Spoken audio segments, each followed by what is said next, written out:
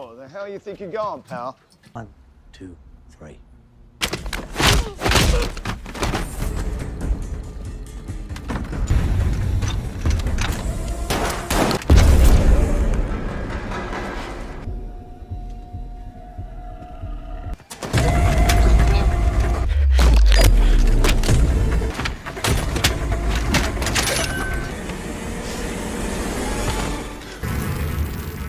The story begins with Clay, a former member of a special forces unit working for a secret organization known as the Beekeepers. This covert group operated under the U.S. government, taking on cases that were too classified for regular law enforcement to handle. After his retirement from the Beekeepers, Clay seeks a more peaceful life and becomes a beekeeper. He rents a small garage from an elderly woman named Mrs. Parker, a retired schoolteacher who now spends her time running a charity organization that helps financially disadvantaged women and children. One day, after finishing his work for the day, Mrs. Parker invites Clay over for dinner. While she's working on her laptop, she receives a virus notification warning her that her hard drive is infected. The notification suggests that she contact a number provided in the message to avoid permanent damage to her computer or the deletion of her data.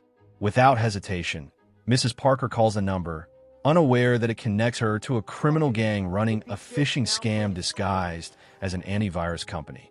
As she makes the call, a team of hackers remotely accesses her computer and begins tracing her financial transactions. Mrs. Parker, who is not tech-savvy, doesn't understand the full extent of what's happening. She speaks to the manager of the fraudulent company, Garnett, who convinces her that what's happening on her computer is part of the virus removal process. He apologizes for the inconvenience and asks for her bank account details in exchange for compensation. Trusting Garnett's words, Mrs. Parker provides her bank account information, and to her surprise, she received $50,000. However, Garnett then claims that the company made a mistake and that they were only authorized to send $500. He requests that Mrs. Parker return the excess money, which she does without hesitation. As she enters her bank account information on her computer to return the funds, the hackers seize the opportunity and wipe out her entire savings, including the money that belonged to her charity organization. Shocked and devastated, Mrs. Parker realizes she has been completely scammed. Meanwhile, Clay, who has been working on harvesting honey, prepares a jar of it as a gift for Mrs. Parker. He senses that something is wrong as he approaches her home. Feeling uneasy, Clay grabs a knife from the kitchen for protection. When he enters the living room, he is met with a horrifying sight. Mrs. Parker has tragically passed away, and a pistol lies on the floor beside her. Just as he processes the shock of the situation, FBI agent Verona arrives at the scene and, upon seeing Clay, immediately suspects him of being involved in her mother's death. Verona, it turns out, is Mrs. Parker's daughter. She quickly calls the local police, who arrive at the scene, conduct an investigation, and take Clay to the police station for questioning. Although Verona is deeply grief-stricken by the loss of her mother, she remains determined to uncover the truth. During her investigation, Verona discovers that her mother had fallen victim to the same criminal syndicate that ran the phishing scam. Evidence suggests that Mrs. Parker's death was a result of the immense financial pressure caused by the loss of her savings and the funds for the charity she ran. The police eventually conclude that Mrs. Parker's death was a suicide, though Verona is still grappling with the truth of the situation. After gathering all the facts, the authorities release Clay the next day, and he returns home. Verona, who had initially believed Clay was involved in her mother's death, feels guilty for accusing him and seeks him out to apologize. She shares with him the full story of her mother's tragic demise, explaining how the criminal syndicate, led by Garnett, had deceived Mrs. Parker into giving up her financial information and stealing her money. Learning all of this, Clay is filled with a sense of justice and decides to take action.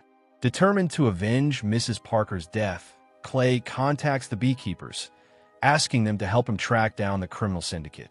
With the full backing of the Beekeepers, Clay uncovers the identity of UDG, the fake antivirus company that Garnett is running.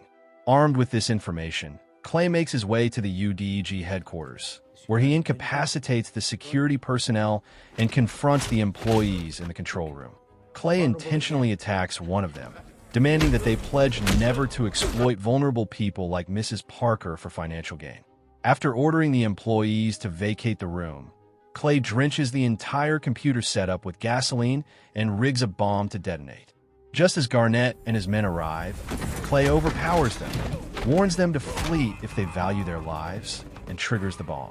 The building is obliterated in a massive explosion.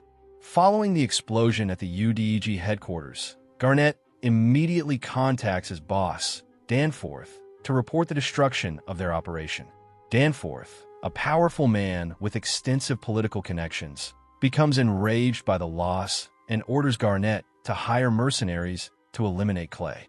Meanwhile, Verona, who has been monitoring the situation, feels a sense of satisfaction knowing that Clay has taken action against the syndicate responsible for her mother's death.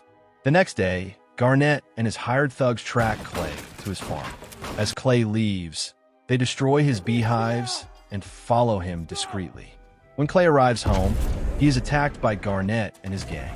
Clay fights back, expertly defending himself and killing the thugs, though he spares Garnett, severing his fingers as a lesson. Garnett manages to escape, but Clay's message is clear: he will not stop. Verona, conducting an investigation at her mother's house, uncovers an identification card from the UDG company among the belongings of one of the bodies recovered from the fire. This discovery leads her to suspect that Clay may be more involved with the criminal syndicate than she originally thought. Meanwhile, Garnett calls Danforth to report his failure to kill Clay and the loss of his fingers. Danforth begins to question Clay's true identity, suspecting that he may have connections to a secretive government organization. Oh, fuck, man. NFTs? I got fucking NFTs.